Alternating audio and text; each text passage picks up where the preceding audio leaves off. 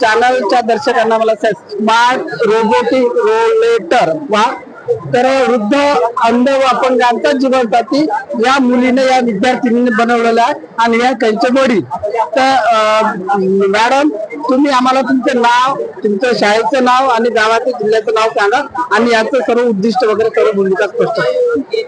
Sir मी श्यामू सोमेश्वर ईश्वर श्री केशवराज माध्यमिक विद्यालय लातूर येथून आले आहे आणि आता सध्या राजर्षी शाहू महाविद्यालय येथे शिकते.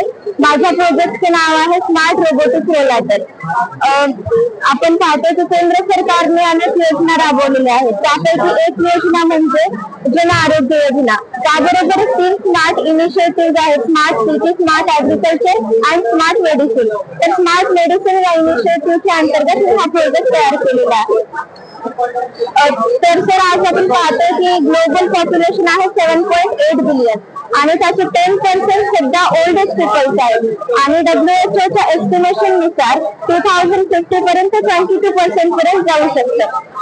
तर सर आजकाल आपण पाहतो की रोबोट आहे. हा सर, येस रोबोट. आणि आता मला बरेच रोबोट दिसत आहेत, त्याच्यामध्ये सेन्सरचं प्रमाण वाढलेलं दिसतं. सेन्सरनं आपल्याला त्याची जाणीव होते. ठीक आहे. तर हा रोबोट त्यांना वापरायचा आहे. तर हा रोबोट कसा वापरायचा आणि याच्यात काय काय तुम्ही यूज केलेला आहे, त्याचा खर्च, त्यांचे बेनिफिट हे.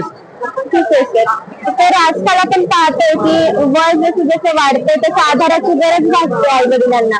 पण मेन प्रॉब्लेम आहे की त्यांचे मुलं त्यांचे जवळ नसतात, म्हणजे विदेशात किंवा इतर शहरामध्ये शिकतात.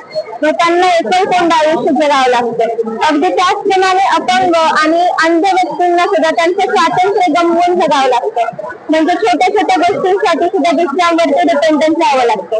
तर या प्रॉब्लेम वरती एक बेस्ट सोल्युशन म्हणजे स्मार्ट रोबोटिक रोलेटर आहे. या रोबोटिक रोलेटरची इन्स्पिरेशन मला माझ्या आजी आजोबांपासून भेटली.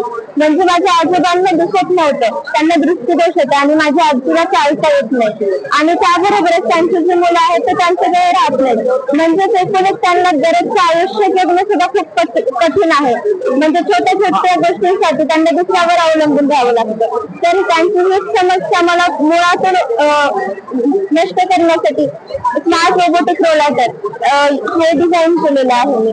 तर सर आपण पाहतोय की वय वाढेल तसे तसे अनेक आजार उद्भवतात, म्हणजे मोबिलिटी डिसऑर्डर्स येतात. पॅरालिसिस असेल, पार्किन्सन्स डिसीज असेल किंवा ऑस्टिओआर्थरायटिस, गेट डिसऑर्डर्स.